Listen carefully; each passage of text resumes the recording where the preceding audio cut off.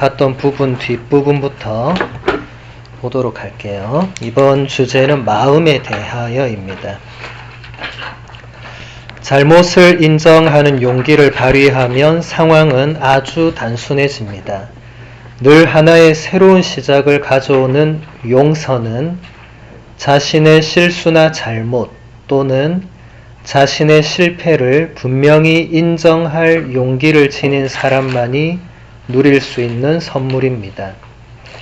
우리가 불의에서 벗어나려면 우리가 저지른 불의에 대한 변명보다 진실을 인정할 줄 아는 인간다움이 필요합니다. 잘못을 인정하는 용기. 여러분, 잘못을 인정하는 게 어렵죠, 그죠? 우린 어릴 때부터 이 잘못에 대한 변명을 하는 이게 무의식 속에 이게 있어요. 인간은 원래 약하고 두려움이 많은 존재다 보니까 부모님한테 혼날 걸 생각하면 안 혼나기 위해서 혹은 덜 혼나기 위해서 이걸 어떻게 말해야 될까 이걸 생각하는 거예요. 누가 안 가르쳐줘도 이건 자동적으로 하는 거예요. 그래서 여러분 어릴 때 생각해보면 엄마 내가 그러려고 그런 게 아니고 라고 이렇게 하잖아요. 그러다 더 혼나죠 이제. 그런 뭐 엄마들은 혼내려고 작정 먹으면 어떻게 하든 뭐 혼내니까 혼나는 건데, 근데 이게 문제는 어릴 때는 그럴 수 있는데 문제는 커서도 우리도 모르게 그렇게 하려는 그런 습관들 혹은 경향들 이런 게 남아 있는 거예요. 그게 고해성사 때 그런 게 드러나는 분들이 많으세요. 고해성사 때 그냥 자기 죄를 있는 그대로 고백하면 되는데 그 죄를 저지르기까지의 과정을 막 얘기를 하는 분이 있어요. 사실 그거는 안 해도 되거든요. 그거는 본인이 그냥 성찰할 때 내가 이렇게 해서 죄를 지었구나 이렇게 하면 끝나는 건데, 그걸 굳이 얘기하는 거는 자기도 모르게 혹은 알면서도 보속을 작은 걸 받기 위해서, 혹은 이렇게 하면 좀 죄책감이 누그러지고 하느님이 좀 나를 더 받아주시지 않을까. 이게 아직까지 다 이 유아기적인 그런 심리, 그런 내면의 그 어릴 적에 그런 게 남아있는, 사실 우린 그런 게 굉장히 많습니다. 심리학자들이 다 이렇게 분석을 하지 않아도 우리 안에 그런 게 많죠. 근데 그런 게 평소에는 문제가 안 되는데 지금 루이즈 신부님이 이렇게 얘기를 하는 것은 이런 것들이 우리가 새롭게 시작을 하는데 발목을 잡는 경우가 많다. 뭔가에 벗어나지 못하고 계속 매여 있으면 새로워질 수가 없어요. 자유로워질 수가 없어요. 매일 그게 똑같이 돼요. 이게 굴레가 되고 족쇄가 돼요. 그래서 자신의 잘못을 인정하는 용기가 필요한데 이것도 인정하면 해방이 되는 거예요. 잘못했습니다 하면 해방되는 거예요. 이제 혼나는 건 혼나는 거고, 이제 그렇게 해서 끊어내고 새로워져야 되는데 이제 그걸 변명하고 이러면 거기서 내가 헤어나오지 못하는 거죠. 계속 묶이는 거죠. 그래서 용서라는 게 여기서 지금 신부님이 선물이라고 하잖아요. 자신의 실수나 잘못 또는 자신의 실패를 분명히 인정할 수 있는 용기를 지닌 사람만이 누릴 수 있는 선물이 바로 용서다. 자기 잘못을 인정한다는 게 용서하고 연결이 되는 거예요. 왜냐하면 그런 잘못을 저지른 자신을 받아들이겠다는 거잖아요. 다른 말로 하면 내가 나를 용서한다. 이 논리는 상대방에게도 적용되는 거예요. 상대방이 나에게 잘못했습니다 하면 내가 너를 용서하는 거죠. 그걸 받아들인다면. 이제 안 받아들이면 용서가 안 되는 거고. 물론 이때는 상대방이 나한테 그렇게 하지 않는 경우에는 또 다른 문제가 있죠. 그리고 대부분은 그러니까 용서가 안 되는 경우도 많죠. 근데 일단 우리가 거기까지 나가기보다는 일단은 기본적으로 우리가 자신의 잘못이나 실패, 부족함을 받아들이고 인정할 때 자신에 대한 용서가 가능하죠. 여러분 은근히 자신에게 엄격한 사람이 많습니다. 자기 자신에게. 자신을 고통스럽게 하는 거예요. 자신을 인정할 수가 없는 거예요. 너무 싫은 거예요. 자신의 어떤 그런 자기가 인정하고 싶지 않은 모습이 있을 수 있잖아요. 제가 아까 강의 때도 얘기했죠. 그게 나라고.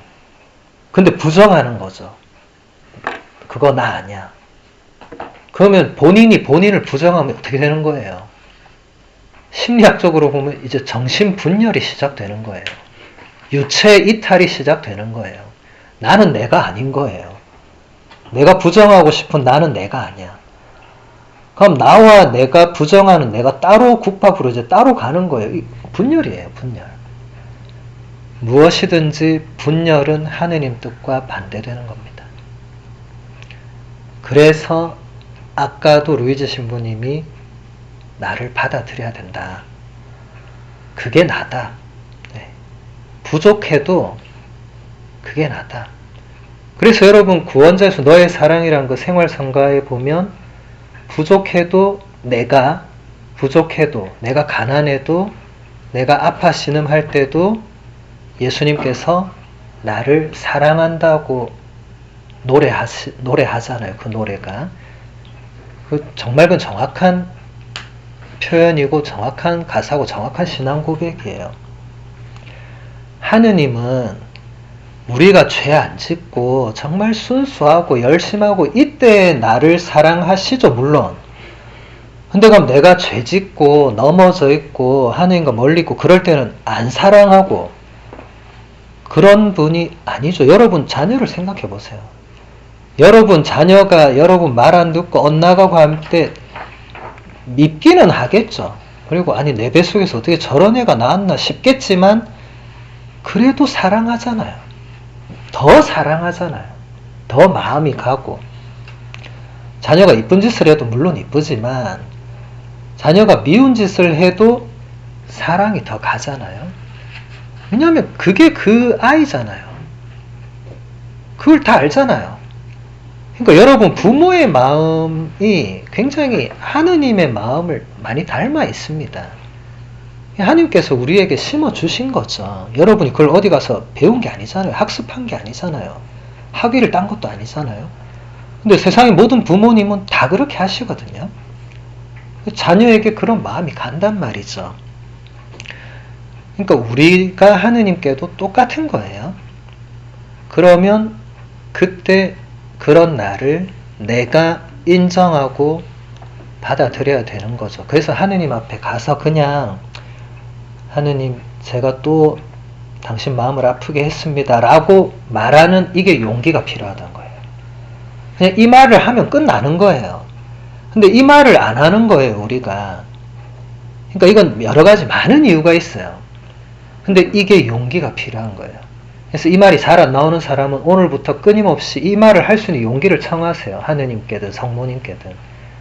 하느님 제가 당신 앞에 나왔을 때 그냥 있는 그대로의 나를 고백할 수 있는 용기를 주십시오 하고 매일 기도해 보세요. 그러면 어느 날 됩니다. 여러분 매일 기도하는 거는 반드시 어느 날 됩니다. 문제는 우리가 기도하다 어느 날 안 하는 게 문제지 매일 기도하면 어느 날은 됩니다. 그게 어느 날이라고는 제가 말할 수 없죠. 그건 하느님께서 보시고 가장 좋은 때 들어주시는 거니까. 근데 어쨌든 여러분이 뭔가 여러분의 힘으로 힘들거나 안 되는 거는 이제 기도로 하느님께 맡겨드릴 수밖에 없잖아요. 그러면 그걸 매일 청해야 돼요. 안 될 것 같아도 매일 청해야 돼요. 지치지 말고. 프란치스코 교황님의 그 유명한 말씀이 있죠. 하느님은 우리를 용서하시는데 결코 지치지 않으십니다. 오히려 우리가 하느님의 자비를 청하는데 지쳐버린다고. 교황님이 뭘 지적하는 거예요? 우리가 몇 번 하다 안 한다는 거예요. 계속 하면 되는데 사람이 뭐 또 한계가 있긴 있겠죠. 작심삼일이란 말이 왜 나왔겠어요. 3일쯤 되면 안 하는 거예요, 이제. 아이고, 이거 아닌가 보다, 이러고. 그런데 예수님이 뭐라고 했습니까? 불의한 재판관에 비유해서 끊임없이 과부가 와서 밤낮으로 졸라대니까 그 재판관이 아이고, 내가 이거 안 들어주면 계속 저 여인이 찾아와서 들어달라 할 거니까. 이 물론 비유예요, 비유. 인간도 불의한 재판관도 누가 계속 와서 이거 해주세요 하면 들어줄 건데 하느님이 오죽하게 하시겠느냐. 근데 과연 우리가 그렇게 청하고 있느냐. 여러분 청원을 한번 잘 돌아보세요. 그렇게 안 되는 거를 끊임없이 지속적으로 날마다 청하는가? 아니면 한 5일 해보고 이거 아닌가 보네. 그걸 왜 본인이 결정해요? 기도해놓고는. 그렇잖아요. 기도했으면 하느님께 맡겨드린다 해놓고 한 3살 지나고 본인이 생각을 해. 이거 아닌가? 막 이렇게. 그럴 때는 여러분 영적 지도자한테 물어야 됩니다.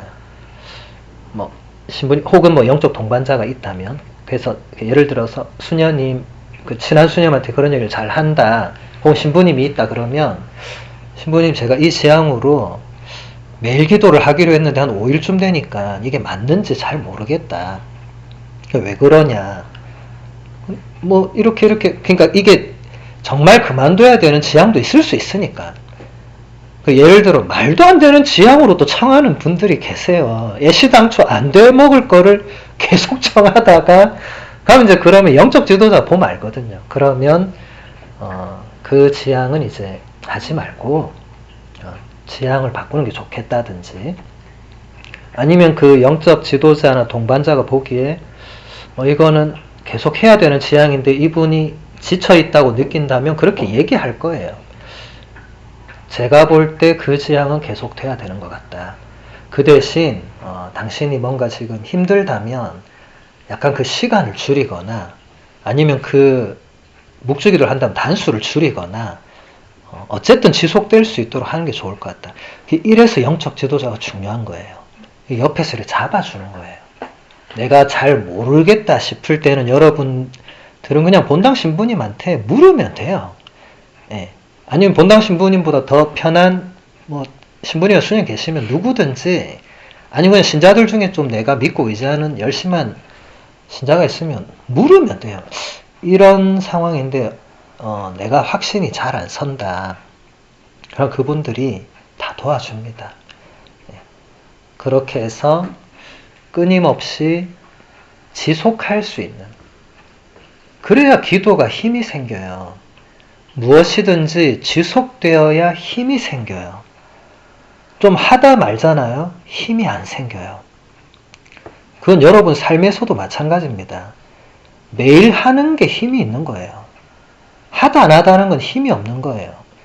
그래서 열심한 신앙인들은 하루도 미사를 벌하지 않으려고 했던 거예요. 단 하루도.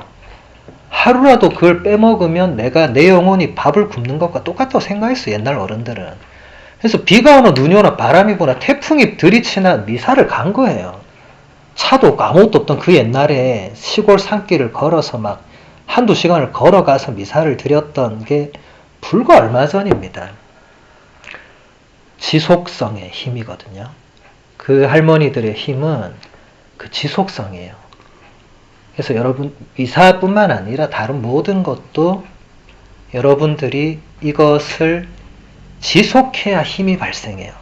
그건 반드시 기억해 두세요. 앞으로도.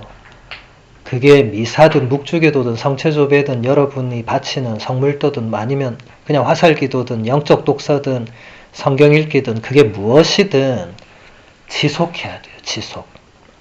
그래서 여러분 하루 일과를 잘 짜야 돼요. 여러분 신학교나 수도원의 일과표가 하늘에서 떨어진 게 아니에요. 선배들이 살아보고 이렇게 시간표를 짜는 게 가장 하루를 하느님께 봉헌하면서 의미있게 보낼 수 있다고 짜놓은 거예요. 그래서 아무도 신학교나 수도원 들어와서 시간표에 불만을 가질 수가 없어요. 불만을 가지면 나가야 돼요. 나가면 뭐 그 생활 안 하면 되고, 그 본인 선택이니까. 그래서 신학교나 수도원이 중간에 많이 나갑니다. 절반 이상은 다 나가요. 자기가 생각한 거랑 다른 거기 때문에. 저도 10년을 그 시간표대로 살면서 처음에는 왜 이렇게까지 살아야 되나 그런 생각을 했죠. 근데 지금 생각해보면 그렇게 안 하면 사제나 수도자가 나올 수 없어요.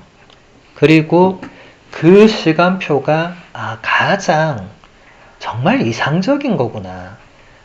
아침부터 눈 떠서 하느님께 찬미드리고 이게 물론 힘들죠. 계속 하루를 기도로 채우고 물론 여러분들은 그렇게까지 안 하셔도 되지만 제가 신학교에서 배운 거는 시간을 그렇게 알차게 자신이 꾸려 나가야 되는구나. 그걸 배웠거든요. 신학교에서 제가 가장 많이 들었던 얘기는 짜투리 시간을 잘 활용해라. 그러니까 일과대로 해도 남는 시간이 간혹 생겨요. 그 시간조차도 허투루 보내지 말라고 많이 배웠어요, 저는. 근데 저는 그게 이제 저한테는 완전히 체득이 되었기 때문에 저는 그리고 아마 대부분의 사제 수도자들은 하루를 남는 시간이 있어도 그냥 뭐 잠이나 자야지 이렇게 안 해요. 이 계획하지 못했는데 남는 시간에는 무언가 또 의미 있는 일을 찾아서 해요. 내가 그럼 이걸 해야 되겠다라고 또 찾아서 해요. 근데 이건 이제 신자 여러분들은 사실 이런 교육이나 이런 걸 제대로 잘 받아본 적이 없기 때문에 시간 남으면 이제 놀아야지, 좀 자야지. 물론 그것도 인간적으로는 이해가 충분히 됩니다. 여러분은 늘 삶의 무게에 짓눌려 있고 지쳐 있기 때문에 휴식이 필요해요. 근데 휴식도 필요한 만큼 해야지 짜투리 시간마다 들어눕는다. 좋지 않습니다. 그러면 결국 나태함으로 가게 돼 있어요. 여러분, 나태함은 가장 큰 적입니다. 예전 수도자들부터 교부들, 성인 성녀들이 가장 경계해야 할 적을 언제나 나태함으로 꼽아요. 물론 여러 가지 있는데 나태함으로. 왜냐하면 우리는 항상 선택을 해야 돼요. 눈을 떠서 다시 잠들기 전까지 하루 중에 매일 선택이 연속이에요. 그렇지 않습니까? 피정 이런 게 왜 좋냐면 내가 선택할 걸 주지 않아요. 그냥 따라가면 돼요. 물론 힘들지만 그게 좋은 게 내가 할까 말까 이게 없어요. 이거는 오늘 묵주기도를 좀 빼먹으면 안 될까? 피정 때는 그런 거 없어요. 하기 싫으면 안 들어가면 돼요. 근데 들어갔으면 해야 돼. 들어가서도 안 하면 그 쫓겨나는 거죠. 근데 이제 피정이 아니라 평소에 여러분들은 아침부터 기도를 할까 말까 뭐든지 선택해야 됩니다. 밥을 먹을까 말까, 어디를 갈까 말까, 미사를 갈까 말까, 계속 선택하잖아요. 이 선택이 결국 본인의 하루를 만드는 거잖아요. 그래서 여러분들 하루를 제가 어떻게 사는지 모르겠지만 하루를 의미있게 살려면 일단 규칙적이어야 돼요. 그냥 오늘은 이랬다가 내일은 저랬다가 그 다음날 하루 종일 잤다가 이 완전 그거는 나태함의 표본이거든요. 그런 삶은 의미를 점점 잃어갑니다. 그러면 자꾸 헛된 것에서 뭔가 즐거움을 쫓아가겠죠. 그러면 더 허무함으로 빠져듭니다. 좋지 않아요.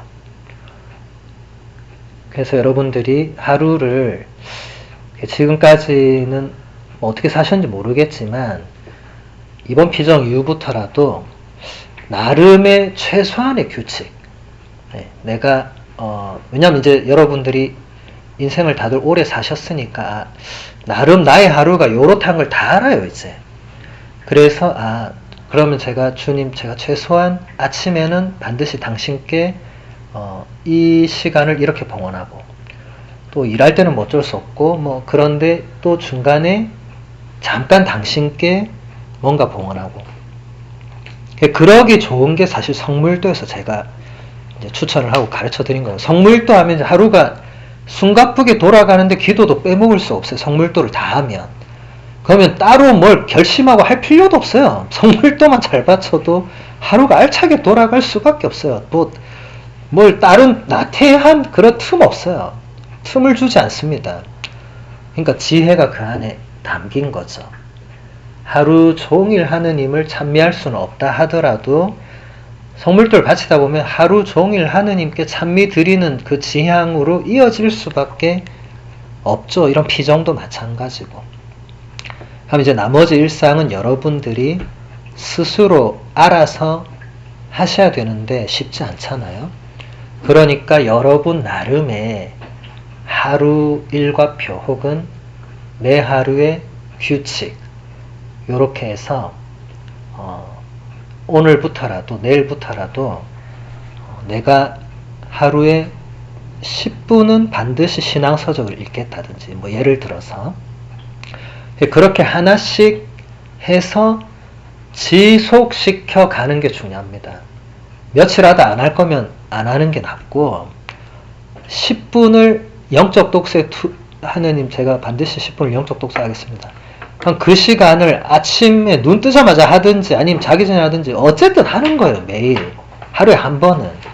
매일 미사하는 사람이 매일 미사를 반드시 드리듯이 무슨 일이 있어도 여러분은 그렇게는 할 수 없으니까 여러분 집에서 할 수 있는 뭔가를 근데 그런 게 하나 둘 늘어나다 보면 또 규칙이 될 수밖에 없어요. 왜냐면 여러분이 살다 보면 이거는 이 시간에 하는 게 좋다. 왜냐면 또 다들 자기 성향이 있거든요.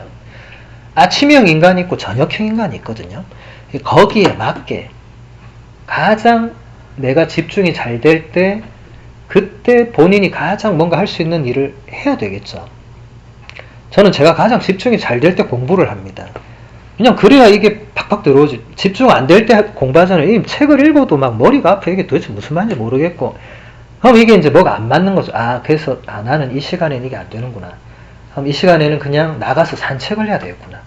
그래서 저는 그 시간대에는 반드시 나가서 산책을 해요. 어차피 책을 읽어도 안 되니까. 나름의 규칙을 만드는 거죠.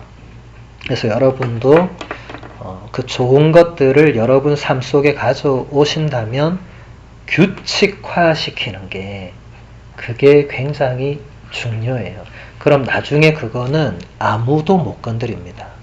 여러분 자신이 마음이 변심하지 않는 이상은 아무도 못 건드려요. 유명한 철학자들이 보면 몇 시에 뭐 한다. 내일 죽어도 사과나무를 심는다. 이런 말을 그냥 하는 게 아니에요. 나름 엄청난 철저한 규칙을 갖고 살았던 사람들이에요. 그러니까 그렇게 심오한 사상을 전개해 나갈 수 있었던 거죠. 사람은 머리로만 뭘 하는 게 아닙니다. 이게 삶이 같이 가야 되거든요. 그래서 신학교나 수도원을 들어가는 이유가 다 거기 있는 거예요. 왜 밖에서 그냥 수업 받으면 되지. 그 줌으로 신학 수업 듣고 집에서 혼자 기도하고 하면 되죠. 근데 그렇게 사제나 수도자를 안 만드는 이유가 뭐겠어요? 그건 삶이 같이 받쳐주는 게 아니거든요. 그래서 여러분들이 규칙적이지 않게 지금까지 살아왔다면 이번 피정을 기점으로 여러분 항상 기점은 여러분이 정하게 나름이에요. 이제부터는 나의 하루 규칙 해서 여러분은 신자니까 나의 하루 규칙에 반드시 기도나 하느님 관련된 게 들어가야 되겠죠. 집안에서 할 수 있는. 그리고 가능하다면 집 근처 성당 가서 할 수 있는 뭔가도 규칙에 넣으면 되겠죠. 그게 미사면 미사, 아니면 성체조배면 조배, 아니면 그냥 잠깐 거기 성모사 앞에 가서 묵주기도를 한다든지 무엇이든지. 근데 그게 정 어렵다면 이제 집 안에서 그 대신 여러분 집 안에 작은 한쪽 공간에 이렇게 기도할 수 있는 공간을 만들면 되죠. 여러분이 사제원도 생각해보세요. 제가 처음 들어왔을 때는 이런 공간들이 아니었잖아요. 제가 이렇게 하나씩 공간을 그렇게 꾸민 거잖아요. 꾸며놓고 나면 그 공간에서 다른 걸 못해요. 그렇잖아요. 이제 저 공간에서 다른 거 못해요. 저기는 미사와 기도밖에 못해요. 저기서 술 먹고 놀고가 안 되는 거예요. 저 공간은 이제 딱 정해지는 거예요. 그러니까 여러분 집도 다들 집이 대궐집은 아닐지라도 하느님은 대궐 같은 집에서 기도회를 이렇게 한 적 없으니까. 예수님 뭐라고 했습니까? 골방에 들어가서 문 닫고 숨어서 기도하라고 하셨잖아요. 그래서 그냥 작은 공간, 정 공간이 없으면 그냥 여러분 주방의 한쪽에라도 그냥 성모님상 혹은 뭐 예수님상 혹은 뭐 성화 뭐 무엇이든지 상본 뭐 말씀 무엇이든지 그 초 하나 놓고 음식 준비하기 전에 거기 초를 켜는 거예요. 잠깐 기도하는 거예요. 예수님, 제가 오늘도 이렇게 우리 가정을 위해서 음식을 준비하려고 합니다. 이 시간 저와 함께 주시기를 청합니다. 뭐 간단하게 기도하고 이제 음식 준비하고. 아빌라의 데레사 성녀는 하느님은 냄비와 후라이팬 사이에 계신다, 이런 유명한 표현을 썼어요. 처음에 수녀님들이 무슨 말인지 몰랐어요. 하느님이 성전에 계셔야 되는데 냄비와 후라이팬 사이에 어떻게 그분이 계시냐. 그게 무슨 말입니까? 냄비와 후라이팬으로 뭔가를 할 때도 기도할 수 있다, 이 말이죠. 그 시간을 그냥 아무렇게 보내지 말라는 거죠. 하느님 없이 냄비와 후라이팬을 잡으면 짜증밖에 안 날 거니까 내가 이걸 또 해야 되나 이러고 있을 건데, 냄비를 붙잡는 순간에도 하느님께 기도하면 기쁨으로 그 희생을 봉헌할 수 있는 거죠. 특히 여기 계신 분들은 다 어머니들이니까 주방에서 있는 시간이 아무래도 가장 많을 거니까. 근데 하느님이 거기 계신다는 거예요.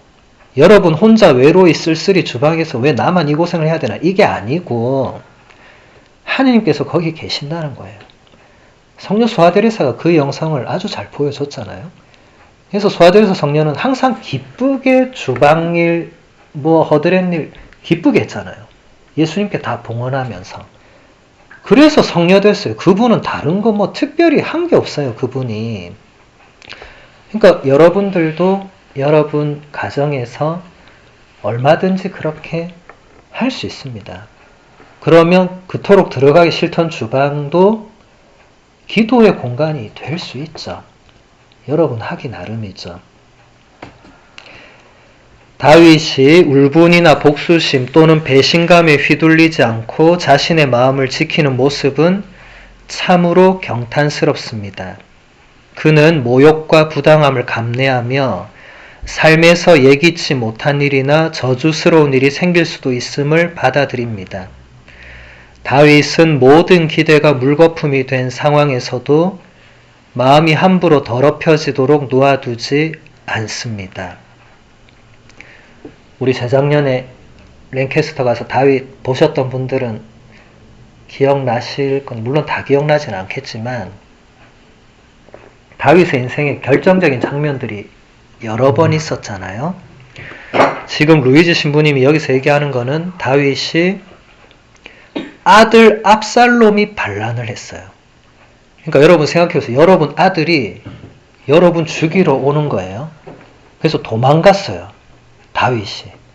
몇몇 신하만 데리고, 그것도 황급히 도망가느라고 완전히 그냥 진짜 정말 뭐 무슨 하루아침에 이 임금이 거지처럼 도망을 갔어요. 도망을 가고 있는데 저쪽에서 어떤 사람이 다윗한테 막 쌍욕을 퍼부으면서 네가 봐라 결국 그렇게 될 줄 알았다고 막 쌍욕을 퍼부으니까 옆에서 지금 우리로 치면 국무부 장관쯤 되는 장수가 다윗 임금한테, 임금님 어디서 저런 개같은 놈이 지금 임금님을 저주하니까 제가 가서 단칼에 죽이겠다고. 그럼 보통 사람 같으면 그 가서 죽여라 한마디 하면 가서 죽이면 끝이에요. 근데 다윗이 뭐라고 합니까? 그냥 두라고. 하느님께서 저 사람을 통해서 나한테 그렇게 하시는 거면 내가 받아들여야 된다고. 그러나 행여나 하느님께서 내가 이렇게 저의 죄를 고백하고 제가 당신 앞에서 이렇게 아무것도 아니라는 것을 이렇게 드러내는 그 마음을 좋게 봐주신다면 이 또한 나중에 좋은 그게 될 거라고. 지금 루이즈 신부님은 그 부분을 말하는 거예요. 다윗은 어떠한 상황에서도 하느님을 향한 그 마음이 변한 적이 없었어요. 아까 제가 뭐라고 했죠? 지속되는 거. 우리는 마음이 하루에도 몇 번씩 왔다 갔다 하잖아요. 하느님을 찬미하다가도 원망을 퍼붓고 막 그러잖아요. 다윗은 한 번도 하느님께는 그렇게 한 적이 없습니다. 그래서 다윗이 그토록 많은 죄를 짓고 인간적으로 보면 부족함도 너무나 많았지만 여전히 다윗은 가장 위대한 임금이죠. 다윗의 후손 가운데서 예수님이 태어나셨잖아요. 그래서 우리도 우리의 그 마음을 지켜야 된다. 모욕과 부당함을 감내하고 삶에서 예상치 못한 일이나 저주스러운 일이 생겨도 받아들여야 되는. 이건 어렵습니다. 왜냐하면 우리는 주님 나한테 왜 이러시냐. 물론 처음엔 다 그렇게 해요. 주님 저한테 왜 이러시냐고. 근데 거기서 더 나아가면 곤란하고 다윗처럼 주님 제가 잘못했습니다. 네. 하지만 제가 당신을 사랑하는 마음만은 변함이 없습니다. 그런 저를 어여삐 여겨달라고. 하느님과의 관계는 항상 좀 요즘 우리말로 하면 밀당이 있어요. 모든 관계는 밀당이 있잖아요. 밀고 당기는 게 다 있어요. 그런 게 없으면 살아있는 관계가 아니겠죠. 그래서 여러분들의 그 마음, 다윗은 모든 기대가 물거품이 된 상황에서도 자신의 마음이 더럽혀지도록 놓아두지 않았다. 그래서 다시 임금의 자리를 되찾죠. 물론 아들은 죽지만. 다윗은 아들이 죽었을 때도 정말 목을 놓아 울었죠. 자기를 죽이려 했던 아들이지만 그래도 아들이잖아요. 너무 슬피 울어서 사람들이 아무도 기뻐할 수 없었죠. 다시 반란군을 다 처벌했는데도 다윗이 아들 때문에 너무 슬프게 오니까 아무도 기뻐하지 않았죠. 다윗은 그 어떤 상황에서도 자신의 마음을 한결같이 지켰다. 사울과 다윗의 결정적 차이가 뭐예요? 지은 죄로 볼 때는 다윗이 더 컸어요. 근데도 하느님께서 왜 사울은 결국 그 선택을 거둬가시고 다윗은 끝까지 선택하신 걸 남겨두셨겠어요? 사울은 끝까지 그렇게 하지 않았죠. 끝에 가서 마음이 바뀌었죠. 솔로몬도 마찬가지입니다. 그리고 그 외에 우리가 알고 있는 다른 많은 인물들도 마찬가지입니다. 한결같지 않았죠. 유다도 비록 배신했지만 배신으로 치면 다 배신했죠. 나머지 11명도 배신 다 했죠. 베드로는 심지어 3번이나 더 배신했죠. 그런데 다 그 자리 그대로 있었잖아요. 근데 왜 유다만 빠진 겁니까? 예수님이 유다를 내쳤습니까? 아니죠. 본인이 나간 거예요. 본인이 배신했더라도 돌아와서 예수님 제가 잘못했습니다 했으면 12사도 이름에 유다가 있었겠죠. 물론 지금 유다 한 명이죠. 근데 같은 유다가 아니죠. 그러니까 12사도 이름에 두 유다가 있었겠죠. 그런데 그 한 명은 마음이 바뀌었잖아요. 그러면 끝인 거죠. 그래서 여러분 그 마음을 한결같이 한다는 게 쉽지 않죠. 그죠? 그래서 여러분들의 그 하느님을 향한 그 마음을 한결같이 할 수 있도록 그것도 자주 청해야 됩니다. 여러분 주위에 수많은 냉담자들 아실 거예요. 볼 거예요. 일상의 삶의 자리에서 지나칠 거예요. 옛날에 나보다 훨씬 열심히 했을 거예요. 근데 지금 아무렇지 않게 하느님 없이 교회를 떠나서 살고 있는 분들을 만날 거예요. 내가 그렇게 되지 말라는 보장이 없습니다. 내가 그렇게 되지 말라는 법 없어요. 언제 그렇게 될지 몰라요. 그러니까 한결같은 마음을 지니는 것. 이것도 하느님의 은총을 청해야 되겠죠. 다윗 같은 사람이 그냥 난 게 아니겠죠. 그래서 그럴 때 다윗의 정구도 청하고 사도 바울의 정구를 청하고 여러분 각자의 그 수호 성인의 정구를 청하고 또 무엇보다도 성모님의 정구를 청하고 그분들의 공통점은 다 하느님께 끝까지 한결같았잖아요. 성모님은 아들의 십자가 밑에서도 하느님께 불평하지 않았잖아요. 원망도 안 했잖아요. 끝까지 한결같이 받아들이셨잖아요. 우리도 그런 게 필요한 거죠. 그 다음 결정에 대해서 보도록 하겠습니다. 행복해지기 위해서는 행복을 체험하는 여정이 필요합니다. 그 여정을 시작하려면 가지고 있던 확실한 것들을 내려놓고 무언가 새롭고 다른 것을 향해 움직여야 합니다. 가만히 멈춰 있거나 특정한 삶의 방식에 묶여 있으면서 행복해질 수는 없습니다. 네, 행복에 대해서 우리가 그냥 행복해질 수는 없죠. 그건 뭐 다 동의하는 사실이죠. 가만히 있는데 행복하진 않죠. 그러면 행복을 체험해야 돼요. 여러분 행복했던 순간을 떠올리면 이걸 충분히 납득할 수 있어요. 행복했던 순간이 있어요. 근데 그것도 가만히 생각해보면 그게 그냥 순간적으로 확 왔다 가는 게 아니었어요. 하나의 여정이었어요. 여정. 그런 여정이 필요한 거예요.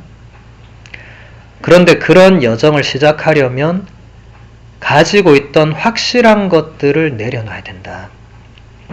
그리고 무언가 새롭고 다른 것을 향해서 움직여야만 된다. 가만히 멈춰있거나 특정한 삶의 방식에 묶여있으면 행복할 수가 없다. 지금 만약에 삶이 행복하지 않은 사람은 그 삶의 방식을 유지하는 한 행복하지 않습니다. 그렇지 않습니까? 지금 안 행복한데 그럼 그 삶의 방식을 바꿔야 되는 거잖아요. 근데 많은 사람이 삶의 방식은 놔두고 엉뚱한 데 가서 행복을 막 찾아요. 그러니까 안 행복한 거예요. 일순간 즐겁고 이런 건 있을 수 있겠죠. 근데 그 삶의 방식이 똑같으면 행복할 수가 없겠죠. 원래 안 행복한 삶의 패턴인데 계속 그걸 고집하면서 다른 데서 행복을 찾는 말이 안 되잖아요. 그래서 제가 와서 하는 이런 모든 것들은 어떻게 보면 그런 특정한 삶의 방식에 묶여 있는 데서부터 뭔가 벗어나서 새로워지려는 그런 시도들을 하는 거죠. 이 피정도 그렇고 온라인 신앙 강좌도 그렇고 뭔가 새로운 거를 제안하는 거는 뭔가 그걸 선택한 사람에게 삶의 새로움을 가져다 주는 거니까. 근데 물론 선택은 본인들이 하는 거죠. 선택 안 하면 삶이 계속 똑같은 거죠. 근데 선택한 사람은 물론 그 시간을 빼야 되는 희생을 감내해야 되지만 이제 뭔가 변화와 새로움을 느끼는 거죠. 이런 피정이 사실 그런 의미에서는 굉장히 중요한 시간이거든요. 피정은 이런 의미에서 본다면 굉장한 임팩트를 주거든요. 짧은 시간에 강한 임팩트를 줘요. 그렇게 해서 사람을 한번 흔드는 거거든요. 이 피정은 절대 고요한 거 아니에요. 피정은 정적이고 이런 거 아닙니다. 겉으로 볼 땐 그런 것 같지만 실제로는 성인 성녀들이 짧은 시간에 강렬한 회개 체험을 했잖아요. 그런 게 지금 우리 용어로 치면 그게 피정이에요. 그 짧은 한순간에 사람이 확 바뀌는 거예요. 강렬한 체험을 하기 때문에 이 피정 안에서. 그래서 오늘 이 피정도 시간적으로 보면 굉장히 짧습니다. 기껏해야 한 8시간? 여러분 비행기 타고 하와이 가는 시간도 안 돼요. 그 시간 동안 사람이 변한다. 대부분 그건 말도 안 되죠. 그렇게 생각할 거예요. 저는 로마 유학도 가기 전이지만 사도 바오로가 변하는 걸 보면서 하느님이 하시면 저렇게 될 수 있다는 그 확신을 가지고 그땐 제가 청년들을 주로 담당할 때니까 청년들과 1일 피정을 해보자. 그런데 1일을 온전히 1일로 써야 되니까 결국은 이틀이 되죠. 왜냐면 지금 우리는 8시간이니까 이거 사실은 24시간이 안 되잖아요. 그래서 제가 그때 청년들한테 제안했던 게 딱 24시간을 나하고 같이 뭘 해보자. 그리고 변화되는지 안 되는지 우리 같이 한번 확인해보자. 그렇게 해서 제안을 했어요. 청년들이 40명이 왔어. 지금 40명 하면 와 큰 숫자지만 그때는 40명이면 정말 작게 온 거였어요. 그때는 청년이 다 모였으면 400명쯤 모였어야 되는데 10분의 1이 온 거예요. 그래도 그 10분의 1이 제 제안을 받아들인 거예요. 그래서 금요일 오후 4시부터 토요일 오후 4시까지 토요일 오후 4시부터 주일까지 했구나. 토요일 오후 4, 어쨌든 그 24시간을 완전히 꽉 채워서, 물론 잠은 재웠습니다만 꽉 채워서 이제 이렇게 뭔가를 한 거예요. 강의도 하고 찬양도 하고 기도도 하고 뭐도 하고 막 해가지고 이제 마지막 파견 미사까지 딱 끝나고 청년들이 갔죠. 그리고 그 다음 주에 제가 몇 명만 다시 오라고 했어요. 대표들만. 그렇게 해서 감사 미사를 하면서 본인의 그 피정 이후에 본인에 대해서 얘기해라. 그러니까 거기 있는 분들이 다 한결같이 제가, 그러니까 신부님이 그런 제안할 때 무슨 그냥 귀신 뭐 까먹는 소리 한다 이렇게 생각했대요. 대부분. 막 이게 안 될 거라고 본인들이 생각했다는 거죠. 그런데 진짜 24시간을 그렇게 임팩트 있게 막 하니까 본인들도 모르게 계속 안에서 뭔가 변화가 되고 올라오고 막 이렇게 하면서 뭔가를 느꼈다는 거예요. 그게 하느님 체험이죠. 그게 여기서 말하는 행복을 체험하는 거죠. 하느님을 체험했다는 건 다른 말로 하면 행복을 체험하는 거예요. 우리 신자들에게 가장 필요한 게 하느님 체험이거든요. 대부분 신자들이 신앙생활 하면서 이게 뭔가 힘이 없는 거는 하느님 체험을 한 번도 해본 적이 없는 그런 신자분들이 너무 많아요. 특히 이 교포 사목지 오니까 더 그래요. 저는 교포 사목지에 와서 느낀 게 여기가 굉장한 영적 불모지구나. 하느님 체험을 할 수 있는 뭔가 여지가 없구나 여기는. 그러니까 다들 무미건조한 거예요. 그냥 삭막하고 그냥 고독하고 외롭고 그런 거예요. 다 그래요. 다 교포 사목지는 가면 다 그래요. 뭔가를 다 갈망하는데 제가 그냥 한 번 가서 잠깐 강의를 하거나 그러면 거기서 엄청나게 반응이 폭발하는 분들이 간혹 계시거든요. 그런 분들이 이 영적 무미건조함 속에서도 끊임없이 하느님을 찾아왔던 분들이셨던 거죠. 근데 뭔가 그게 건드려진 거죠. 아주 짧은 시간이지만. 그래서 여러분들 제가 이 피정 마치고 이 강의들하고 제가 아까 얘기한 그 24시간 피정 아마 예전에 여러분 보셨을 거예요. 제가 한번 우리 구역 단톡방에 올린 적이 있는데 그거 다시 한번 보내드릴 테니까 한번 보세요. 그 제목이 바오로 프로젝트예요. 하루 만에 사람이 변할 수 있다는 저의 확신으로 피정 이름이 바오로 프로젝트 해서 그건 그냥 보시면 돼요. 동영상이에요. 이렇게 그냥 쭉 보시면 제가 청년들하고 24시간 동안 뭐 했는지 막. 근데 그것만 봐도 그 화면 속에 청년들의 변화된 얼굴들이 보일 거예요. 처음에 다 죽어간 얼굴들로 시작 미사 하거든요. 근데 끝에 파견 미사 때 얼굴들 잘 보세요. 그 나중에 정말 극과 극이에요.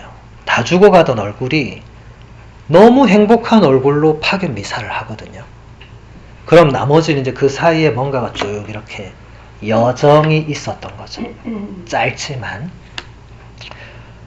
그래서 우리가 이렇게 우리는 오늘 8시간이니까 사실은 뭐 훨씬 짧은 시간이지만 그래도 이런 시간이 임팩트가 있어요. 우리가 아직 지금 전반전도 안 온 거거든요. 이 강의까지가 전반전이고 이제 후반전이 아직 있어요. 네. 후반전도 어쨌든 끝까지 해봐야 또 여러분이 뭔가를 느끼는 건데, 그래서 여러분 이런 시간들이 있으면 가능하면 가시면 좋아요. 가능하면. 뭐 안 되면 어쩔 수 없지만. 그래서 제가 지금 소그룹 피정을 하는 이유도, 큰 피정은 하려면 오래전부터 어딘가를 잡고 몇십 명을 모아서 막, 이게 보통 일이 아니에요. 이 미국에서는, 교포사목제에서는. 근데 이렇게 소그룹으로 하는 거는 우리끼리 이렇게 마음이 맞고 이렇게 얘기가 되면 이렇게 시간을 빼고 공간을 활용할 수가 있으니까 제가 지금 여러 팀들을 여기서 하고 있는데, 다들 뭐 물론 짧은 시간이지만 뭔가를 느끼고 돌아갔습니다. 그래서 여러분도 그렇게 되기를 바라고, 그래서 행복하기 위해서는 지금 행복하지 않은 요소들을 변화시켜야 되는 거예요. 더 행복할 수 있는 요소들을 자꾸 넣어줘야 되죠. 재밌는 걸 넣어라 이게 아니에요. 매일 개그 프로 1시간 보기 이런 걸 넣어라 이 소리가 아닙니다. 여러분 그런 건 절대로 하지 마세요. 그거는 허무에 허무를 쌓는 일밖에 안 돼요. 그렇게 웃고 나서 돌아서면 얼마나 허무한지 몰라요. 남는 것도 없고. 그게 아니라 뭔가 제가 아까 얘기했잖아요. 하느님 체험이 행복 체험이다. 그럼 내 삶이 행복하려면 내 삶에 하느님을 자꾸 더 끌어들여야 돼요. 그럼 내 삶에 지금보다 하느님이 더 들어올 수 있는 뭔가를 앞으로 내가 해야겠다. 의무감이 아니고, 누가 시켜서 하는 게 아니고, 레주에서 시켜서 하는 게 아니고, 내가 자발적으로 나 이제 내일부터 성체조배를 해야겠다. 행복해지기 위해서.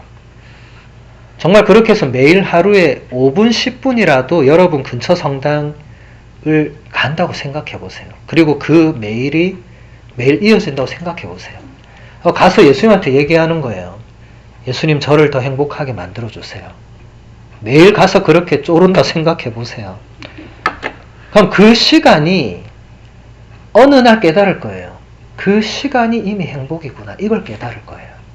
성체조배에서 거기까지 간 분들은 성체조배를 절대로 놓지 않습니다.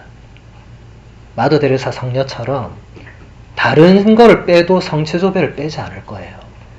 왜냐면 이제 그 시간이 아니면 행복할 시간이 없는 거예요. 미사와 성체조배가 아니면 다른 데서는 내가 별로 행복하지 않은 거예요. 아무리 친구 만나 수다 떨어도 돌아오면 허무한 거예요. 근데 미사 드리고 성체조배를 하고 나면 행복한 거예요. 물론 그게 더 이어지면 레지오 뭐 성령 기도에 또 개인 기도 다 그 연장선에 있는 거예요. 근데 어쨌든 그런 것을 여러분들 삶 속에 가져오는, 그래서 여러분 여기서 지금 루이즈 시민이 잘 얘기하는 것처럼 지금까지의 어떤 그런 걸 그대로 가지고 있으면 더 행복해질 수는 없어요. 물론 지금 행복한 분들은 안 바꿔도 돼요. 성인 성녀들은 삶의 패턴을 안 바꿨어요. 그 옛날 안 행복할 때 패턴은 바꿨죠, 당연히. 그런데 회개 이후에 변화된 그 삶 이후에 그 패턴은 죽을 때까지 가져갔어요. 그러니까 죽을 때까지 행복을 안고 간 거죠. 하느님과 함께 행복하게 사신 거죠. 우리도 여러분들 지금 삶의 요소에 한번 오늘 피정 끝나고 집에 가서 잘 생각해 보세요. 내 삶의 하루를 한번 적어 보든지 해서 이 중에 뭐가 행복하고 안 행복한지 한번 본인이 체크해 보세요. 그래서 안 행복한 시간 중에 뺄 수 있는 게 있으면 빼세요. 그거는. 그 대신 다른 요소를 넣어 보세요. 근데 도저히 뺄 수 없는 시간이다. 뭐 예를 들어 설거지 이거 뭐 뺄 수가 없잖아요. 청소도 그렇고. 그럼 그건 뺄 수 없으니까 이걸 어떻게 그럼 행복하게 만들 수 있을까를 생각해 보는 거죠. 어떤 분은 지난 피정 때 왔을 때 어떤 분은 저한테 신부님 저는 설거지 청소를 행복하게 하려고 신부님들 강의를 크게 틀어놓고 하기 시작했다고. 그전에는 음악 들었는데 도저히 그 시간이 괴로워서 요즘 유튜브에 좋은 신부님들 강의 많으니까 그걸 틀어놓고 그걸 들으면서 하기 시작했다. 근데 그러니까 변화가 오더란 거예요. 어쨌든. 네. 왜냐면 어쨌든 기존의 방식을 바꾼 거잖아요. 그러니까 청소하다 잘 안 들려도 뭔가 하나 들려오는 거예요. 그래도 뭔가 신부님 말씀 하나가 귀에 들어오는 거예요.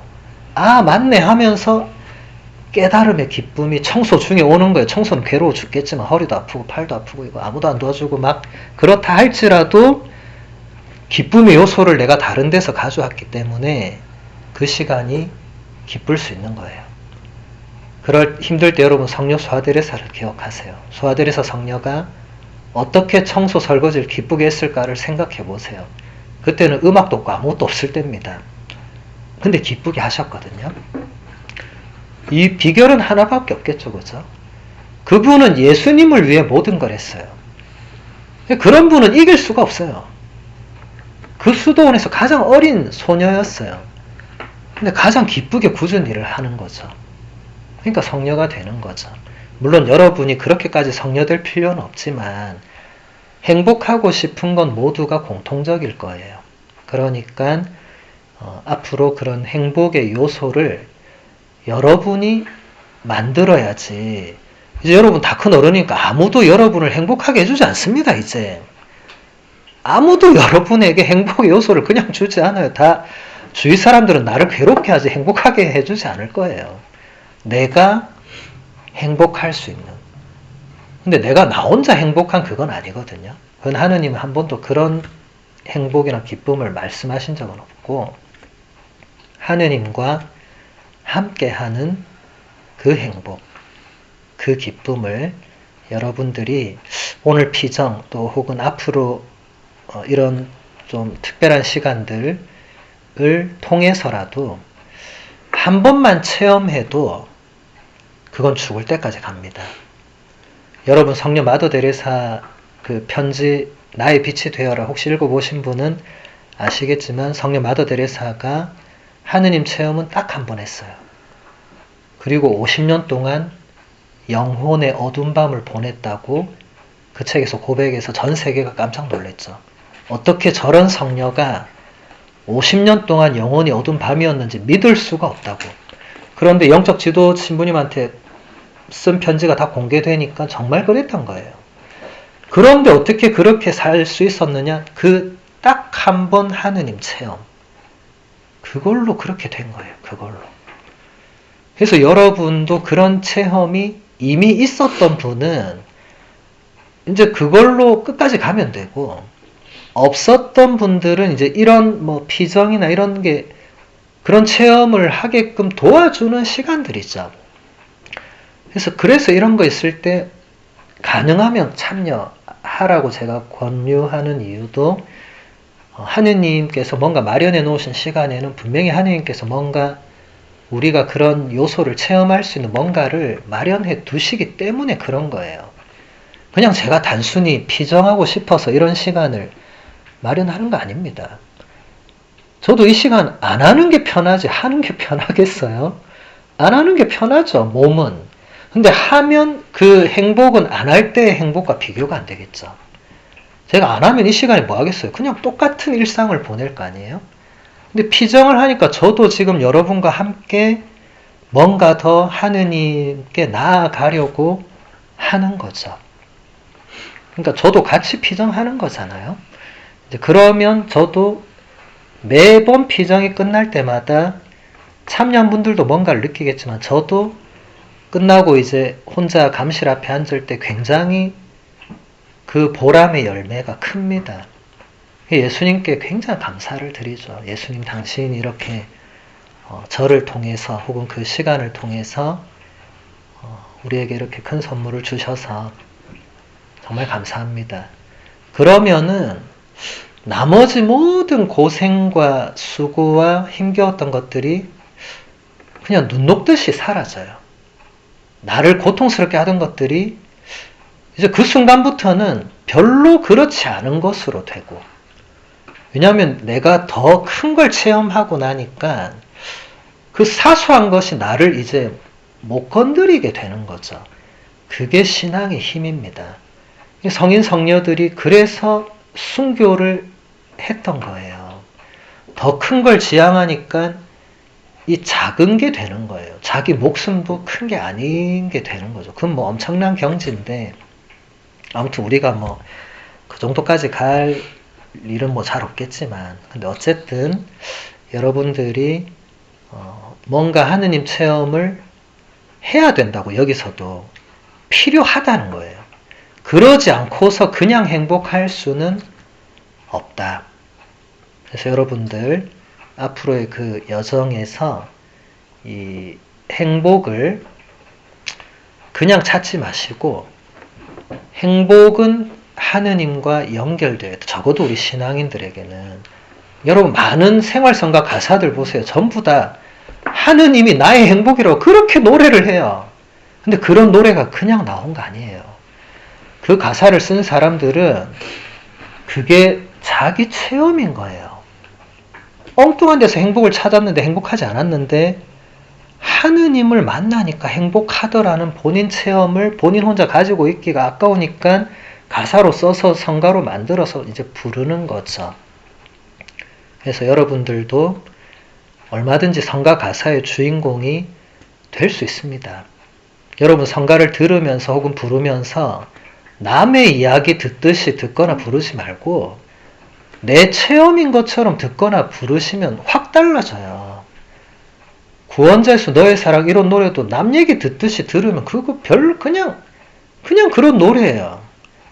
근데 그 가사에 나를 넣어서 나는 나만 생각했었는데 나를 위해서 주님 불렀는데 하면서 그냥 부르거나 들어보면 이게 완전히 다른 차원이에요. 그리고 거기서 예수님이 나를 사랑한다는 음성이 막 귓가에 들릴 거예요. 내가 거기 정말 들어가면.